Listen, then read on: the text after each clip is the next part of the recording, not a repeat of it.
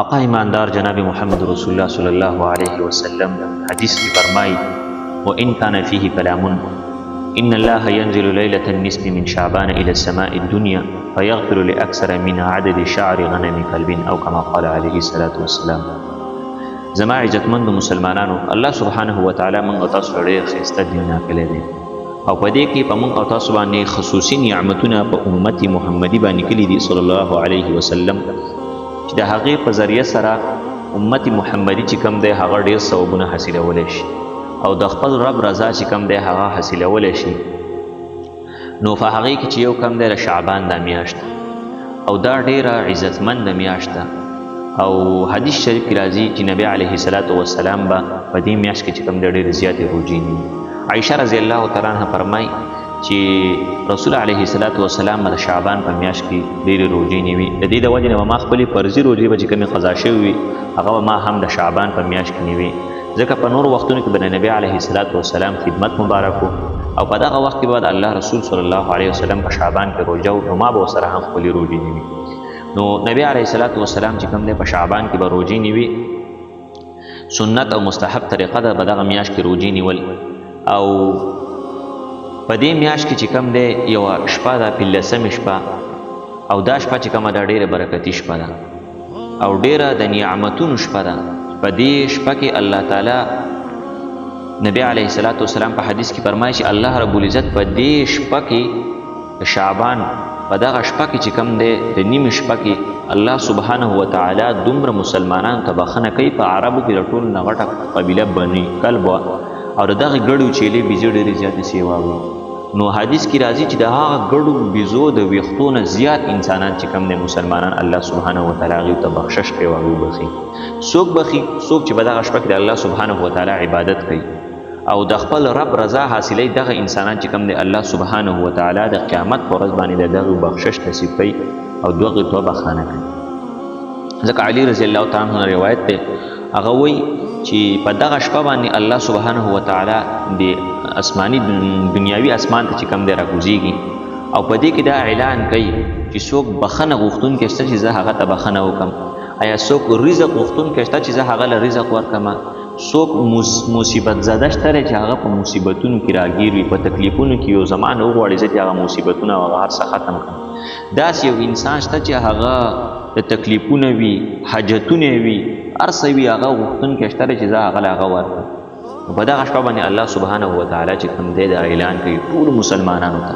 که موږ تاسو سوچ وکړو که د دنیا یو بادشاه راشي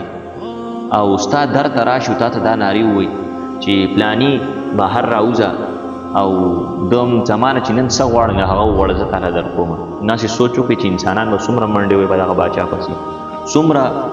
زورونه او تکلیفونه به خپل برداشت کوي، یخني ایسته به هم نه ګوري خو د هغه ته به خپل حاجتونه پیش کوي چې دا ماته پوره کړي. نو دغسې الله سبحانه وتعالی د ټول جهان مالک دی، هغه هم چې کوم دی به دغه شپه باندې راکوزي دغه اسمان ته او د ټولو انسانانو ته دغه اعلان کوي چې څوک بخښنه غوښتونکی شته دی، څوک مصیبت زده شته دی، څوک حاجتمند شته چې زه د هغه حاجت پوره کړم. او په دې شپه کې عبادت د ډېر لوی سببونو ذریعه ده چې انسان ته به ډېر لوی سببونه میلاویږي. ځکه یو کتاب کې یو واقع راغله او هغې کې وایي چې عیسی علیه الصلاة والسلام هغه د یو غر په خوا باندې تېرېدو، درة الواعظین دی غالبا دا کتاب نو عیسی علیه الصلاة والسلام د یو غر په خوا تېرېدو هغه غر ډېر زیات لوړ. نو عیسی علیه الصلاة والسلام ورته پورته وخت د الله تعالی د نعمتونو د لیدلو لپاره. نو باره چې کله وختو د هغې په سر باندې یو ګډ پروت و کمر، نو هغه کمر چې کوم دی ښکته وغورځېد. نو چې عیسی علیه الصلاة والسلام وکتل نو پکې دننه یو غټ غار و، په هغې کې یو د الله یو بنده ناست دی د الله سبحانه وتعالی عبادت کوي. عیسی علیه السلام حیران شو چې دلته هم الله سبحانه وتعالی دې انسان له د رزق او د اوبو بندوبست کړی او دا د خپل رب عبادت کوي. نو الله سبحانه وتعالی ته چې دا څوک دی او څه کوي؟ نو الله سبحانه وتعالی عیسی علیه السلام ته وویل چې په خپله دې پوښتنه وکړه. نو عیسی علیه الصلاة والسلام د ابوذر نه تپوس وکړو، نو هغه ورته وویلو چې زه دلته د 400 کالو نه چې کوم دی عبادت کوم، د 400 کالو نه خپل رب رضا حاصلوم او د غر په سر کې په غار کې دننه چې نه پکې هلته ریا راځي نه پکې یو بل دغه راځي، بلکل د الله سبحانه وتعالی د رضا لپاره چې کوم دی 400 کال عبادت. نو عیسی علیه السلام حیران شو، الله سبحانه وتعالی ته ویل چې یا الله دومره زیات عبادت به هم څوک وکړي، دومره ډېر ثوابونه او ستا رضا به څوک حاصله کړي، لکه دا انسان چې په دې غار کې ستا عبادت کوي نو الله سبحانه وتعالی ورته وویل چې آو ستا نه وروسته یو امت را روان دی او هغه امت ته چې کوم دی ما د شعبان په میاشت کې د 15مې یوه شپه ورکړله که دغه شپه څوک رون کړي او د الله سبحانه وتعالی عبادت وکړي زما عبادت وکړي الله ورته وویلو او دغه شپه چې کوم دی رون کړي الله سبحانه وتعالی ته وایي چې د دې 400 کاله د دې بزرګ د عبادت نه به زیات ثواب چې کوم دی زه هغه بندګانو له ورکړم دومره عظیمه خبره چې الله سبحانه وتعالی په مسلمانانو له دومره اجر چې کوم دی هغه ورکوي نو موږ او تاسو له پکار دي چې په دې شپه کې چې کوم دی الله رب العزت ښه عبادت وکړو او په دې میاشت کې چې کوم دی ښې روژې ونیسو چې د خپل رب رضا چې کوم دی حاصله کړو اسامه رضی الله تعالی عنه فرمایي وایي د نبي علیه الصلاة والسلام نه چا پوښتنه وکړه چې تاسو په دې میاشت کې چې کوم دی روژې ولې زیاتې نیسئ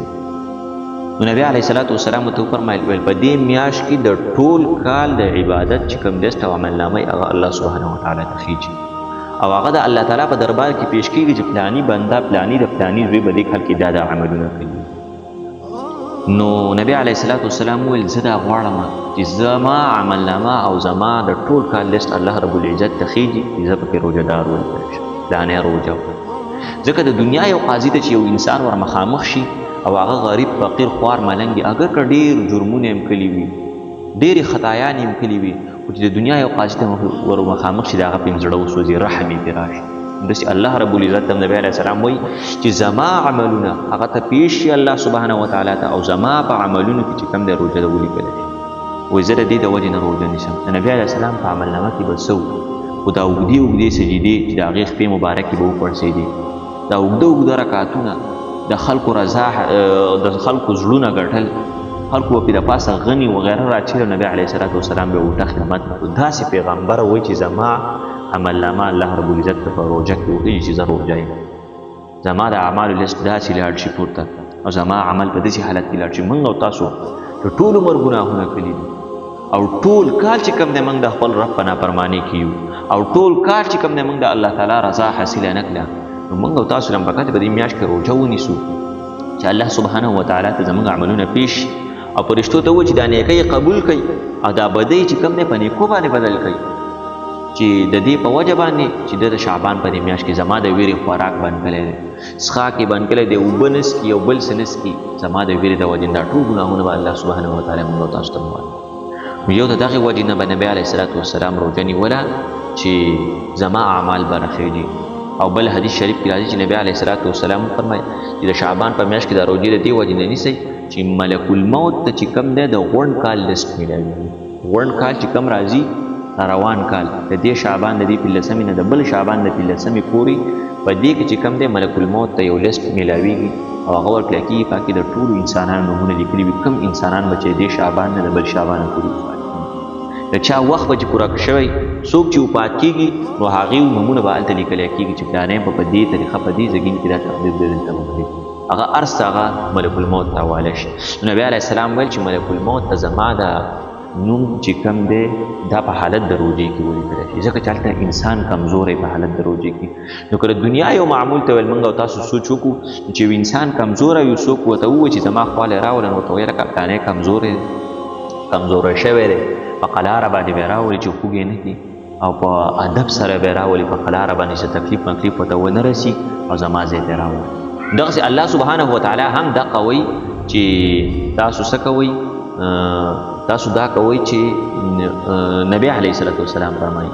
نبی علیه السلام وایي زه دا روژه د دې وجې نه نیسمه چې زما دا نوم الله سبحانه وتعالی د ملک الموت ته ورکوي او هغه ته لیکي چې د ده پلاني مرګ هم په دې میاشت کې دی نو زما هغه نوم به هملته په کمزورو خلکو کې ولیکلی چې پلانی کمزوره دی روژه دی لهذا چې زنکدن هم ترې اخیستو نو هلته به دغه وکوي د هغه سره به ډېره حوصله وکوي په قلاره باندې په ارام او په سکون سره به روح قبض کوي ځکه چې پلانی نن روژه دی د دې دوو د وجو نه چې کوم دی نبي علیه السلام شعبان په میاشت کې به روژې نو موږ او تاسو هم پکار ده چې موږ او تاسو د شعبان په میاشت کې روژې ونیسو بل دغه شپه چې کوم ده دا خصوصي د الله سبحانه وتعالی په عبادت کې سبا کړو ډېرې شپې چې کوم د الله په نافرمانیانو کې په فیسبوکونو کې په ټیک ټاکو کې په یوټوبو کې د الله په نافرمانیانو کې تېرې الله ګوره موږ دې دنیا ته دې نه ورالېږلي چې موږ او تاسو داسې په لهو لعب کې خپله زندګي تېره کړو، خپل عبادت را پیدا کړي،